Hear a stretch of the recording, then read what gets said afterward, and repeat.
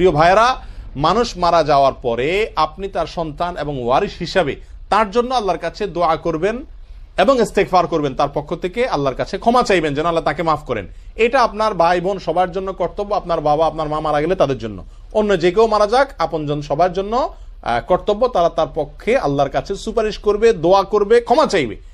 কিন্তু ইসলামী শরীয়তে কোরআন এবং হাদিসের কোথাও আমাদেরকে এটা বলা হয়নি যে মানুষ মারা গেলে ওই মৃত মানুষের জন্য খতমের কোনো অ্যারেঞ্জ করতে হবে। সেটা কোরআন খতম হোক, খতমে জালালি খতম হোক, কালিমা খতম হোক, সোয়াল আকবার হোক, আর যাই হোক না কেন, যত রকমের খতম আছে, কোন প্রকার খতম, মানুষ মারা গেলে কোন প্রকার খতম পড়ানো, এর কোন কালচার সিস্টেম, এর কোন পদ্ধতি বিধান ইসলামী শরীয়তে নাই। প্রিয় ভাইয়েরা, এ বিষয়ে বিশুদ্ধ তো দূরের কথা, কোন জাল জয়ীফ হাদিসও নাই। নবী আলাইহিস সালাম বলেছেন, ইদা মাতাল ইনসান ইনকাতা আনহু আমালু, যখন মানুষ মারা যায় তার সমস্ত আমলের দুয়ার কি হয়ে যায়? বন্ধ হয়ে যায়। ইল্লা মিন সালাস, তিনটা আমলের দুয়ার খোলা থাকে। এক হলো তিনি যদি কাউকে কোনো এলেম শিখায় যান, তাহলে সেই এলেম অনুযায়ী সে আমল করলে তিনি এটা সওয়াব পেতে থাকেন। আরেকটা হলো তিনি যদি কোনো সদকায়ে জারিয়া রেখে যান, কোনো দান করে যান, যে দানের উপকারিতা চলতেছে, টিউবওয়েল করে দিলে মানুষ পানি খাচ্ছে, তাহলে তার উপকার তিনি কবরে বসে পেতে থাকেন।